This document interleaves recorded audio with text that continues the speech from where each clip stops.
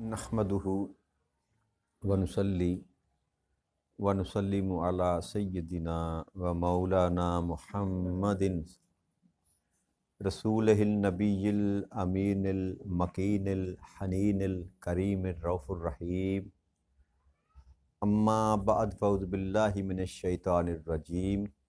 बिस्मिल्लाहिर रहमानिर रहीम। वाजिबुल एहतराम साथियों, अल्लाह ताला का बेपनाह लुत्फ़ व करम और उसका एहसान अज़ीम है कि जिसकी तौफ़ीक से हम उसके ज़िक्र के लिए उसके घर में जमा हैं। आज हम अल्लाह की तौफ़ीक से ही सूरा अल यूनुस की आयत नंबर 13 जिससे अपने सबक का आगाज़ कर रहे हैं। रब करीम ने इरशाद फरमाया, वलक़द अहलकनल क़ुरून मिन क़ब्लिकुम लम्मा ज़लमू व जाअतहुम रुसुलुहुम बिल बय्यिनाति व मा कानू लियुमिनू कज़ालिका नजज़िल कौमिल मुजरिमीन। और बेशक हमने तुमसे पहले बहुत सी कौमों को हलाक किया जब उन्होंने जुल्म किया और उनके रसूल उनके पास वाज़ेह निशानियाँ लेकर आए मगर वो ईमान लाते ही न थे। इस तरह हम मुजरम को सज़ा देते। इस आयत मुबारक में रब करीम ने जो लोग ईमान नहीं लाते, अल्लाह और अल्लाह के रसूल की दावत को कबूल नहीं करते, उनको एड्रेस फरमाया और ये कहा कि हम अहले अरब से मुखातब हैं रब करीम, क्योंकि पिछला जो हम सबक जिससे हम गुज़रे हैं, अल्लाह करीम ने उन लोगों को ये कहा जो ये कहा करते थे नबी अकरम सल्लल्लाहु अलैहि वसल्लम को कि अगर आप हक़ पर हैं, आप हम हमारे साथ अल्लाह की बात करते हैं, एक अल्लाह की बात करते हैं, और आप ये कहते हैं कि अगर आपने बात ना मानी तो अल्लाह के अज़ाब में मुब्तला हो जाओगे, तो वो बरमला कहते थे कि वो किधर है वो आपका अज़ाब। तो अल्लाह ने उसका ये जवाब दिया था कि अगर मैंने ये फ़ैसला ना किया होता तो वो बहुत जल्द जो है, जिस कदर वो जल्द हैं बाजी करते हैं ना अपने ना मामलात में, अगर मैं भी जल्दबाजी करूं तो बहुत जल्द उनकी उम्रें पूरी हो चुकी होती। मगर अल्लाह ने एक फ़ैसला कर रखा है, एक वक़्त मुकर्रर कर रखा है। तो यहाँ अल्लाह फरमा रहा है कि इस बात को ना भूलना कि तुमसे पहले भी बेशुमार ऐसी कौमें गुजरी जिनको हमने इसी सबब से हलाक किया कि वो अपनी जानों पर जुल्म करते थे। और जुल्म वो क्या करते थे कि उनके पास नबी या रसूल अल्लाह का पैगाम लेकर आते, बुराइयों में पड़े होते, गुमराही में पड़े होते, वो आकर अल्लाह के रसूल जो थे, अल्लाह के जो नबी थे, वो अल्लाह का पैगाम देते कि ये काम ना करो, ये बुरा काम है, इससे अल्लाह नाराज़ होता है, बुराई से बच जाओ, अच्छाई की तरफ आ जाओ, अल्लाह का ये पैगाम है, अल्लाह ये कह रहा है। तो वो नबियों का ठट्ठा भी उड़ाते, मजाक भी करते जी। और यहाँ तक कि बनी इसराइल की कौम में तो ऐसे बदबख्त थे कि जो नबियों को कत्ल कर देते थे। इस हद तक जो है वो गुमराही में मुब्तला होते कि हक की बात नबी भी करता तो वो मानने के लिए तैयार ना होते, फ़कत उनको कत्ल कर देते। तो अल्लाह फरमा रहा है कि वाज़ेह निशानियाँ आ जाने के बावजूद भी वो ईमान लाने वाले ही ना थे या लाते ही ना थे। यानी कि अपनी आंखों के सामने मूसा अलैहिस्सलाम की कौम ने देखा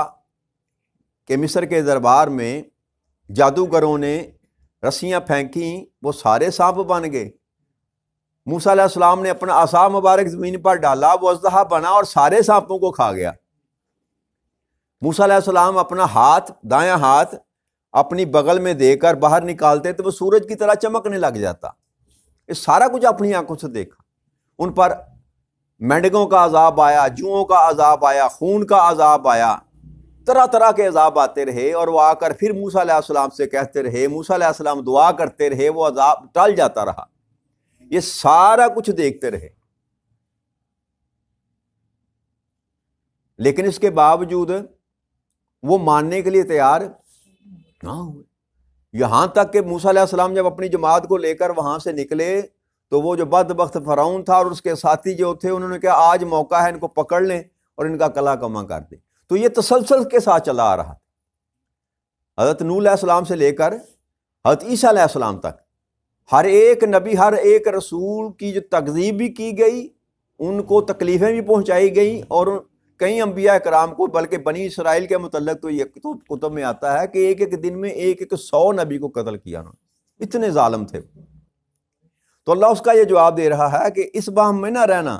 تم سے پہلے کئی ایسی قومیں گزری ہیں جن کے ساتھ میں نے یہ معاملہ کیا، میں نے ان کو عذاب میں مبتلا کیا، ان کو ہلاک کیا، جنہوں نے بھی میرے محبوب کی واضح نشانیاں ہونے کے باوجود ان پر ایمان نہ لے کر آئے۔ اور ہم اسی طرح ان مجرموں کو سزا دیتے ہیں جو بد عملی کا ارتکاب کرتے ہیں۔ مگر اگر عرب پر سزا اس وقت عذاب نازل نہ ہو رہا تھا، ظاہری عذاب نازل نہ ہو رہا، تو یہ بھی اللہ کی اپنی مرضی ہے، اس کی اپنی حکمت ہے۔ آگے اللہ کی ارشاد فرمایا ثم جعلناکم خلائف فی الارض من بعدہم لننظر کیف تعملون، پھر ہم نے ان کے بعد تمہیں زمین میں جانشین بنایا تاکہ ہم دیکھیں کہ اب تم کیسے عمل کرتے، یعنی کہ بتدریج ہر نبی کی امت آتی رہی، نبی آتے رہے، وہ وقت گزرتا گیا، کئی امتوں کو تباہ کر دیا گیا، کئی امتیں اپنے وقت کے ساتھ 50 سال 100 سال کے بعد وہ اپنی حیت تبدیل کر لی، انہوں نے دین سے پٹک گئے، نئے نئے کام شروع کر دے، نئی نئی بدعات شروع ہو گئیں، دین کا حلیہ بگاڑ کے رکھ دیا، اللہ پھر نبی کو بھیجتا، پھر ان کی اصلاح کرتا، تو یہ سلسلہ چلتا رہا، 1,00,000 کم و بیش 24,000 نبی اور رسول آتے رہے۔ اب اللہ فرما رہا ہے کہ ان سب کے بعد اب میں نے تم کو جانشین بنایا زمین پر، اب دیکھتے ہیں کہ تم کیسا عمل کرتے ہو۔ یعنی کہ یہ ہر امت کو اللہ کریمیوں سمجھ لیجئے کہ ہر نبی کے بعد دوسری امت کو یہ موقع دیتا اور دیکھتا کہ اب یہ کیسے عمل کرتے، بگڑ چکے ہیں، میرا محبوب آیا، میرا رسول آیا، میرا نبی آیا، اس نے آ کر میرا پیغام دیا، تو اب انہوں نے کیا عمل کیا، کیا میرے نبی کی بات مانی کہ نہ مانی؟ اللہ کہتا ہے ہم دیکھنا چاہتے تھے کہ تم کیسا عمل کرتے ہو، اور اس کا یہ بھی مطلب ہرگز نہیں ہے کہ اللہ کے علم میں نہ تھا کہ انہوں نے عمل کیا کرنا ہے۔ جی یہ ایسا ہی ہے جیسے کوئی امتحان لینے والا بندہ جو ہے نا، چیک کرتا ہے نا امتحان لے کر کہ یہ پاس ہوتا ہے کہ فیل ہوتا ہے، اس کا یہ مطلب نہیں ہوتا کہ اس کو علم نہیں ہے۔ ہم اسکول میں پڑھتے رہے، آپ بھی پڑھتے رہے نا، کیا ٹیچر کو نہیں پتا ہوتا 50 جو بچے ہیں ان میں قابل کون ہے اور نالائق کون ہے اور لائق کون ہے؟ کہ نہیں پتا ہوتا؟ ایک ایک اسٹوڈنٹ کا پتا ہوتا استاد کو کہ یہ کتنے جوگا ہے، ایسے ہی ہے کہ نہیں ہے؟ تو وہ تو رب وہ ہے جو کہتا ہے میں تیرے دل کے اندر کی بات کو بھی جانتا ہوں، تو رب کے علم میں تھا، مگر رب کا ایک قاعدہ ہے، ایک قانون ہے، اللہ نے ایک ضابطہ بنا رکھا ہے کہ عمل کرو گے تو پھر میں تمہیں سزا اور جزا دوں گا، عمل سے پہلے نہیں۔ آپ کافر ہیں یا مسلمان ہیں، ایمان والے ہیں یا بغیر ایمان کے ہیں، آپ کے اعمال فیصلہ کریں گے کہ اللہ کریم کے ہاں آپ کے ساتھ معاملہ کیسا ہونا ہے۔ یہ اللہ کریم جو آپ کے عمل کرنے سے پہلے نہیں، اللہ کہتا ہے میں دیکھتا ہوں اب عمل تم کیسے کرتے ہو۔ جو اللہ اور اللہ کے رسول کے رستے پر آ گیا، جس نے بات کو مان لیا، ان کے لیے اللہ کریم نے جزا رکھ دی، جنہوں نے انکار کر دیا، کفر کیا، نبیوں کی بات نہ مانی، ان کے لیے اللہ نے سزا رکھ دی۔ مگر یہ سارا معاملہ انسان کے عمل کے بعد ہے، چاہے کافر ہے چاہے وہ ایمان والا ہے، عمل کے بغیر اللہ کریم فیصلہ، اللہ کہتا ہے میں دیکھوں گا کہ تم اب عمل کیسے کرتے ہو، تمہیں میں نے جانشین بنا دیا زمین پر، اور پھر اپنے نبی بھیج دیے تمہیں بتانے کے لیے کہ اب اللہ کا منشا کیا ہے، اللہ کیا چاہتا ہے تم سے،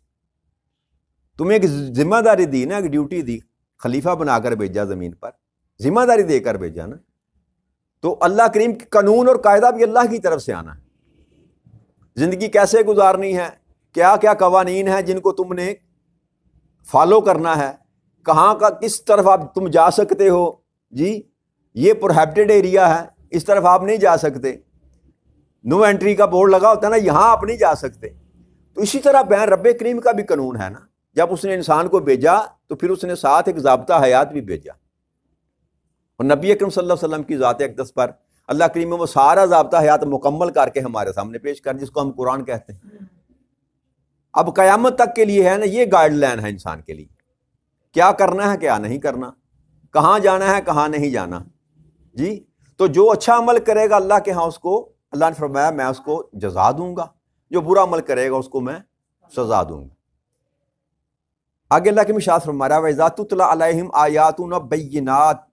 قَالَ الَّذِينَ لَا يَرْجُونَ لِقَاءَنَا ائْتِ بِقُرْآنٍ غَيْرِ هَٰذَا أَوْ بَدِّلْهُ کل ما یکون لی ان ابد لہ من تلقاء نفسی ان اتبع الا ما یوحی علی انی اخاف ان عصیت ربی عذاب یوم عظیم۔ اور جب ہماری روشن آیات تلاوت کی جاتی ہیں تو وہ لوگ جو ہم سے ملاقات کی توقع نہیں رکھتے کہتے ہیں کہ اس کو بدل دیں، کوئی اور قرآن لے آئیں، فرما دیجئے مجھے حق نہیں ہے کہ میں اسے اپنی طرف سے بدل دوں، میں تو فقط جو میری طرف وحی کی جاتی ہے اس کی پیروی کرتا ہوں، اگر میں اپنے رب کی نافرمانی کروں تو بے شک میں بڑے دن کے عذاب سے ڈرتا ہوں۔ اب نبی اکرم صلی اللہ علیہ وسلم نے جب قرآن پڑھنا شروع کیا نا کفار و مشرکین کے سامنے، تو کیونکہ قرآن کریم میں ایک خدا کی عبادت کرنے کی بات کی گئی، اور عرب کے جو مکہ کے جو بڑے بڑے حکمران تھے، سردار تھے، مالدار لوگ تھے، وہ کئی بتوں کی پوجا کرتے تھے، لات کی، منات کی، عزا کی، تو ان پر اللہ کریم نے لعنت فرمائی کہ اللہ کے سوا کسی اور کی عبادت۔ تو وہ یہ کہا کرتے تھے کہ ہم آپ کی بات مان لیتے ہیں، ہم آپ پر ایمان لے آتے ہیں، مگر ایسی کو بات کریں، وہ ایسا قرآن لے کر آئیں جو ہمارے خداؤں کو جھوٹا نہ کہے، ہم آپ کے پیروکار بن جاتے ہیں، ہم آپ کو نبی بھی مان لیتے ہیں، مگر یہ ہے کہ یہ جو باتیں ہیں نا، آپ جو ہمارے خداؤں کو جھوٹا کہتے ہیں اور کہتے ہیں ان کی عبادت نہیں، ایک اللہ کی عبادت کرنی، یہ بات چھوڑ دیں، یا تو کوئی قرآن اور لے آئیں یا اس میں خود ہی تبدیل کر لیں اس کو۔ نبی اکرم صلی اللہ علیہ وسلم کو یہ کہا کرتے تھے کہ اس میں تبدیلی کر لیں، تو ہم آپ کو مان لیتے ہیں۔ تو اللہ نے فرمایا کہ میرے محبوب آپ ان سے فرما دیں کہ یہ تبدیل کرنا یا کوئی اور قرآن لے کر آنا یہ میرے اختیار میں نہیں ہے، میں تو فقط اسی چیز کی پیروی کرتا ہوں، وہی بات تمہارے سامنے بیان کرتا ہوں، وہی حکم تم کو دیتا ہوں جو رب کریم مجھے وہی کرتا ہے، جو رب کی طرف سے میری طرف آتا ہے، اور اگر میں نافرمانی کروں تو بے شک میں بڑے دن کے عذاب سے ڈرتا ہوں کہ جس دن اللہ کے سامنے میں نے پیش ہونا ہے۔ تاجدار کائنات صلی اللہ علیہ وسلم کو ایک ڈیوٹی دے کر بھیجا گیا نا جی، تو آپ فرماتے ہیں کہ اگر میں اپنے اس منصب میں، اپنے اس فرض میں کوتاہی کروں، اپنی طرف سے کچھ ڈال دوں یا کچھ نکال لوں، تو مجھے تو ڈر لگتا ہے اس دن سے جس دن میں اس کے سامنے پیش ہوں گا تو مجھ سے پوچھا جائے گا، ہر ایک سے پوچھا جائے گا نا، جو منصب جو ڈیوٹی کسی کو دے گی ہر ایک سے سوال ہوگا۔ تو آپ نے فرمایا کہ میں تو ڈرتا ہوں اس دن سے جس دن میں نے اللہ کے سامنے پیش ہونا ہے اور مجھ سے پوچھا جائے گا نا، پھر اگر میں نے کوئی کمی بیشی کی تو اب ذرا موازنہ کریں اپنی زندگیوں کا کہ وہ خالق کے محبوب ہو کر بھی اس دن سے ڈرتے ہیں جس دن اللہ کے سامنے پیش ہونا ہے۔ حالانکہ نبی اکرم صلی اللہ علیہ وسلم کی گرفت نہیں ہونی، اس پر ہمارا ایمان ہے، انہوں نے کما حق کا ہوا اپنا فرض پورا کیا، اور اللہ نے کہہ دیا میرے محبوب میں آپ سے راضی ہو گیا، ان کا معاملہ مجھ پر چھوڑ دیں، آپ نے اپنا حق ادا کر دیا، اللہ نے سند دے دی قرآن میں، آپ نے اپنا وعدہ پورا کر دیا، آپ کے ذمہ جو ڈیوٹی تھی وہ آپ نے پوری کر دی، میں آپ سے راضی ہو گیا، آپ غم نہ کیا کریں، ان کا معاملہ مجھ پہ چھوڑ دیں۔ مگر بندگی کا تقاضا یہ ہے کہ بندہ ہر وقت ڈرتا رہے اس دن سے جس دن اللہ کے سامنے پیش ہونا ہے، بھلے آپ اپنی ساری ذمہ داریاں بھی پوری کر لیں نا، ہم وقت اللہ کی بندگی میں بھی رہیں، پھر بھی بطور بندہ انسان کا یہ حق ہے کہ وہ ڈرتا رہے اس لمحے جب اللہ کے سامنے پیش ہونا ہے، اور جب تک یہ ڈر اور خوف آپ کے اندر رہے گا اسی وقت آپ سیدھے راستے پر رہیں گے، اور اگر آپ نے یہ ڈر ختم کر دیا، خوف اتر گیا آپ کا، تو پھر کوئی دور نہیں کہ آپ کسی بھی لمحے جو ہے وہ غفلت میں پڑ کر گمراہی کے راستے پر چلا جائے۔ تو یہ خوف اور رجا جو ہوتی ہے نا، یہ خشیت اللہ تعالیٰ کی، یا اس کے عذاب سے ڈرنا، اس کے عذاب سے ڈرنا، یہ بہت ضروری ہے۔ یہ بیڑا گرک بھی ہمارا ہو چکا ہے نا جی، کہ ہمیں وہ رب کریم کی رحمانیت اور رحمینیت کے پیچھے لگایا ہوا لوگوں نے، وہ بڑا کریم ہے، وہ بڑا بخشنے والا ہے، وہ معاف کرنے والا ہے جی، وہ معاف کر دے گا